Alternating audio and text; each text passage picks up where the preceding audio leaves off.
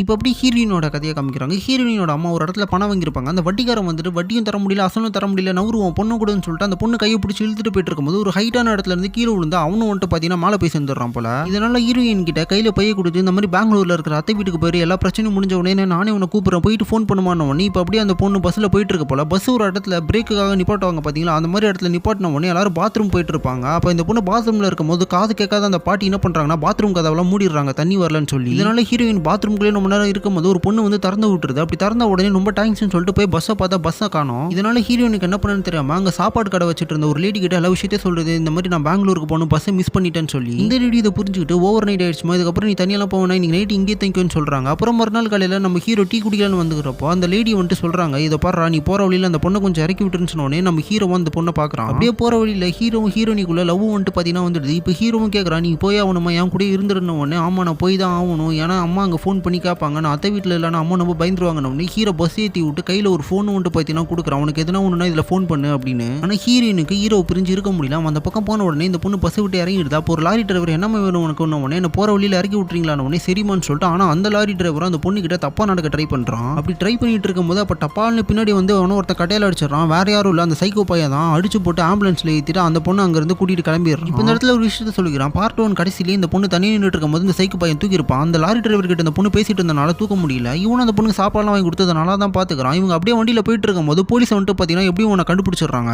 இந்த போலீஸை வண்டியை விட்டு கீழே இறங்குன்னு சொல்லிட்டு அவங்க வண்டியில் அரெஸ்ட் பண்ணி கூட்டிட்டு போயிட்டு இருக்கும்போது இந்த பொண்ணு அந்த லாரி டிரைவர் கிட்ட வந்து இந்த சைக்கோ பையன் காப்பாத்தினாலே ஒரு நல்லவர் தான் மேம், நீங்க தப்பா புரிஞ்சிட்டு இருக்கீங்கன்னு உடனே அந்த சைக்கோ என்ன பண்றான்னா முன்னாடி இந்த போலீஸை எத்தி அந்த காரை வந்துட்டு கிராஸா இடிக்க வச்சு அவங்க கண்ணை வச்சு அவங்கள போட்டுறான். அப்புறம் அந்த சைக்கோ பையன் அந்த பொண்ணை காட்டுக்குள்ள கூட்டிட்டு வந்துட்டு என்ன பார்த்தா பயமா இருக்கா சொல்லுன்னு டார்ச்சர் பண்ணிட்டு இருக்கும்போது நம்ம ஹீரோட குரல் வந்துட்டு பார்த்தீங்கன்னா கேக்குது. உடனே ஹீரோ குரலை கேட்ட உடனே இந்த பொண்ணு என்ன பண்றாங்க, அங்க இருந்து கட்டி எடுத்து இவன் தலையிலே அடிச்சுட்டு வேகமா அந்த பொண்ணு அங்க இருந்து ஓடி போயிடுது. இப்போ ஹீரோக்கும் அவனுக்கு சண்டை நடந்துட்டு இருக்கும் போது ஹீரோட தலையில கல்ல தூக்கி போடலான்னு போறப்ப அந்த இடத்துல ஒரு உருமுறை சத்தம் கேக்குது. என்னடா நீ பொறுமையா பார்த்தா அங்க ஒரு புலி வந்துடுது. இவனு அந்த புலியை பார்த்துட்டு வேணான்னு சொல்லிட்டு இருக்கும்போது அந்த புலி அப்படியே அவன் கழுத்தை கடிச்சு காட்டுக்குள்ள வந்துட்டு பார்த்தீங்கன்னா இழுத்துட்டு போயிடுது. அப்புறம் ஹீரோயினியும் அந்த சைக்கோவை பத்தி இந்த பேட்டிலாம் வந்துட்டு பார்த்தீங்கன்னா நியூஸ்ல கொடுக்குற மாதிரி காமிச்சு இந்த ஒரு ஸ்டோரியை முடிக்கிறாங்க.